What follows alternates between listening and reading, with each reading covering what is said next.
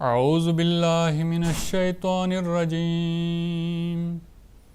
بسم اللہ الرحمن الرحیم والذی نفسی بیدہ لا یؤمن احدکم حتی اکون احب الیہ من والدہ وولدہ۔ ناظرین کرام، آج کے درس حدیث کا موضوع رسول پاک صلی اللہ علیہ وسلم سے عشق و محبت ہے۔ حضرت ابو ہریرہ رضی اللہ تعالیٰ عنہ بیان کرتے ہیں کہ رسول اللہ صلی اللہ علیہ وسلم نے فرمایا، والذی نفسی بیدہ، اس کی قسم ہے جس کے ہاتھ میں میری جان ہے، لا یؤمن احدکم، تم میں سے کوئی مومن نہیں، حتیٰ اکون احب الیہ من والدہ وولدہ، جب تک کہ میں اس کو اس کے باپ اور اس کی اولاد سے زیادہ پیارا اور محبوب نہ ہوں۔ بخاری کتاب الایمان، باب حب الرسول من الایمان۔ اسی طرح حضرت انس رضی اللہ تعالیٰ عنہ روایت کرتے ہیں کہ رسول اللہ صلی اللہ علیہ وسلم نے فرمایا، لا یؤمن احدکم، تم میں سے کوئی مومن نہیں ہوتا، حتیٰ اکون احب الیہ، جب تک کہ اس کو زیادہ پیارا نہ ہوں، من والدہ وولدہ والناس اجمعین، اس کے والد سے، اس کی اولاد سے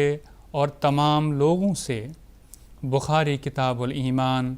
باب حب الرسول من الایمان۔ کہنے کو تو بہت سے لوگ اپنے آپ کو مسلمان کہتے ہیں، اپنے آپ کو سچا مومن قرار دیتے ہیں، اور دوسروں پر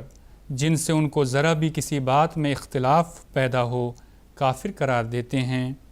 اور دائرہ اسلام سے باہر نکال دیتے ہیں۔ اور ایسے لوگ بعض دفعہ ظاہری طور پر نماز روزہ کا دکھاوا بھی کرتے ہیں اور اپنے ظاہری اسلام کا بڑے تکبر سے اظہار بھی کرتے ہیں،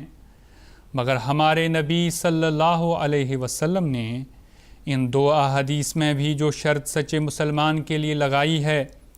وہ یہ ہے کہ اس کا دل اللہ کے بعد رسول اکرم صلی اللہ علیہ وسلم کی محبت سے بھرا ہوا ہو۔ بے شک وہ اپنے ماں باپ سے محبت کرے، بے شک اپنے بچوں سے پیار کرے، بے شک اپنی بیوی سے شفقت اور رحمت سے پیش آئے، لیکن اگر ایک شخص کے دل میں اپنے عزیزوں سے، اپنے رشتہ داروں سے، اپنے جگر کے ٹکڑوں سے اس سے زیادہ محبت ہے جو اس کے دل میں نبی پاک صلی اللہ علیہ وسلم کے لیے ہے، تو وہ سچا مومن نہیں۔ سچا مومن وہی ہو سکتا ہے جس کے سینے میں دنیا کے ہر رشتے سے، ہر عزیز سے زیادہ رسول پاک صلی اللہ علیہ وسلم سے محبت اور عشق ہو، اور یہ حقیقی محبت ہو، نہ کہ محض محبت کا دعویٰ ہو اور نعرے لگانے کے ذریعے اس کا اظہار ہو۔ اور یہ ظاہر ہے کہ جو شخص اپنے ماں باپ کی بات تو مانتا ہے مگر نبی کریم صلی اللہ علیہ وسلم کی بات پر عمل نہیں کرتا، اگر وہ بچوں سے پیار کرتا ہے اور ان کے پیار کی وجہ سے ان کی باتیں مانتا ہے مگر رسول پاک صلی اللہ علیہ وسلم کے احکام کی اطاعت نہیں کرتا، تو اس کا محبت رسول صلی اللہ علیہ وسلم کا دعویٰ محض دھوکہ ہے۔ اس زمانے میں حضور صلی اللہ علیہ وسلم سے محبت اور پیار اور آپ کی اطاعت اور آپ کے احکامات کی تعمیل کا سب سے بڑھ کر نمونہ حضرت مسیح موعود علیہ الصلاۃ والسلام نے دکھایا ہے، جس کا اظہار آپ نے اپنے ایک شعر میں، اپنے ایک فارسی شعر میں اس طرح فرمایا ہے، بعد از خدا بعشق محمد مخمرم، گر کفر این بود بخدا سخت کافرم۔ ازالہ اوہام، حصہ اول، روحانی خزائن جلد 3 صفحہ 185، کہ خدا کے بعد میں محمد مصطفیٰ صلی اللہ علیہ وسلم کے عشق سے مخمور ہوں،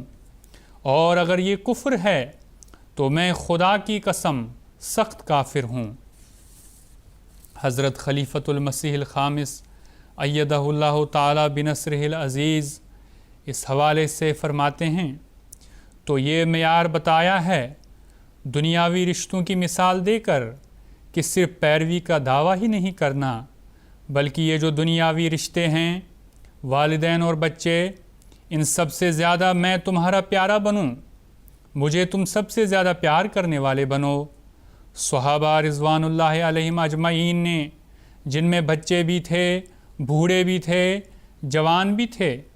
انہوں نے اسی طرح قربانیاں دی ہیں اور اسی طرح پیار کیا ہے۔ بچوں نے اپنے والدین کو چھوڑنا گوارا کر لیا، مگر آپ کا در نہ چھوڑا۔ بس آج ہمیں بھی وہی مثالیں قائم کرنی ہیں انشاءاللہ، جس طرح آپ صلی اللہ علیہ وسلم نے فرمایا۔ جو اسلام کی تعلیم ہے اس کو ماننا ہے، اس پر عمل کرنا ہے اور دنیا کی کوئی پرواہ نہیں کرنی۔ آپ صلی اللہ علیہ وسلم کے لیے جو غیرت اور محبت اور عشق ہمارے دلوں میں ہونا چاہیے، اس کے مقابلے میں ہر دوسری چیز اور ہر دوسرا رشتہ اور ہر قسم کی غیرت جو بھی ہو، اس کی کوئی حیثیت نہیں ہونی چاہیے۔ حضرت اقدس مسیح موعود علیہ السلام کو حضرت صلی اللہ علیہ وسلم کی اتنی غیرت تھی کہ آپ معمولی سی زیادتی بھی برداشت نہیں کر سکتے تھے۔ آپ کو ایسی باتیں سن کر جس قدر غم اور تکلیف پہنچتی تھی وہ ناقابل بیان ہے۔ آپ علیہ السلام ایسے شخص کی شکل بھی دیکھنا گوارا نہیں کرتے تھے جس نے حضرت صلی اللہ علیہ وسلم کے متعلق کوئی نازیبہ بات کی ہو۔ اور جب عیسائی مشنریوں نے حضرت صلی اللہ علیہ وسلم کے خلاف بعض بہتان گڑھے، اس زمانے میں تو آپ کی انتہائی کرب اور تکلیف کی کیفیت ہوتی تھی۔ آپ خود بھی اس کیفیت کا نقشہ کھینچتے ہوئے بیان فرماتے ہیں کہ عیسائی مشنریوں نے ہمارے رسول اللہ صلی اللہ علیہ وسلم کے خلاف بے شمار بہتان گھڑے ہیں اور اپنے اس دجل کے ذریعے خلق کثیر کو گمراہ کر کے رکھ دیا ہے۔ میرے دل کو کسی چیز نے کبھی اتنا دکھ نہیں پہنچایا جتنا کہ ان لوگوں کے اس ہنسی ٹھٹھے نے پہنچایا ہے جو وہ ہمارے رسول پاک صلی اللہ علیہ وسلم کی شان میں کرتے رہتے ہیں۔ ان کے دل آزار تان و تشنی نے جو وہ حضرت خیر البشر کی ذات والا صفات کے خلاف کرتے ہیں، میرے دل کو سخت زخمی کر رکھا ہے۔ خدا کی قسم، اگر میری ساری اولاد اور اولاد کی اولاد اور میرے سارے دوست اور میرے سارے معاون و مددگار میری آنکھوں کے سامنے قتل کر دیے جائیں اور خود میرے اپنے ہاتھ اور پاؤں کاٹ دیے جائیں اور میری آنکھ کی پتلی نکال پھینکی جائے اور میں اپنی تمام مرادوں سے محروم کر دیا جاؤں اور اپنی تمام خوشیوں اور تمام آسائشوں کو کھو بیٹھوں، تو ان ساری باتوں کے مقابل پر بھی میرے لیے صدمہ زیادہ بھاری ہے کہ رسول اکرم صلی اللہ علیہ وسلم پر ایسے ناپاک حملے کیے جائیں۔ بس اے میرے آسمانی آقا، تو ہم پر اپنی رحمت اور نصرت کی نظر فرما اور ہمیں اس ابتلا سے نجات بخش۔ آئینہ کمالات اسلام، روحانی خزائن، جلد نمبر 5 صفحہ 15۔ بس یہ ہے وہ غیرت جو حضرت اقدس مسیح موعود علیہ السلام میں تھی، اور یہ حضرت صلی اللہ علیہ وسلم کے لیے غیرت اور آپ کی محبت کے وہ معیار ہیں جو آپ اپنی جماعت کے ہر فرد میں دیکھنا چاہتے تھے۔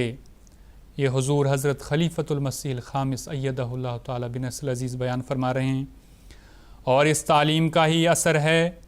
کہ یہ محبت جماعت کے دلوں میں پیدا ہوئی، اور پھر جماعت اس محبت کے زیر اثر ہی آج دنیا کے کونے کونے میں آپ صلی اللہ علیہ وسلم کے پیغام کو پہنچانے کے لیے کوشاں ہے، اور آج دنیا کے کونے کونے میں اس غیرت کے تقاضے پورے کرتے ہوئے حضرت صلی اللہ علیہ وسلم کا پیغام جماعت کے ذریعے پہنچایا جا رہا ہے اور انشاءاللہ ہمیشہ پہنچایا جاتا رہے گا۔ یہ پیغام پہنچانے کے طریق اور دنیا کو چیلنج دینے کی جرأت، جیسے کہ میں پہلے بھی کہہ چکا ہوں، ہمیں حضرت مسیح موعود علیہ السلام نے دی ہے۔ خطبہ جمعہ فرمودہ 10 دسمبر 2004۔ بس اللہ تعالی ہمیں ان تعلیمات پر عمل کرتے ہوئے حضرت رسول پاک صلی اللہ علیہ وسلم سے عشق و محبت کے معیار کو بلند سے بلند تر کرنے کی توفیق عطا فرمائے۔ وآخر دعوانا ان الحمد للہ رب العالمین۔ اللہم صلی علی محمد وآل محمد وبارک وسلم انک حمید مجید۔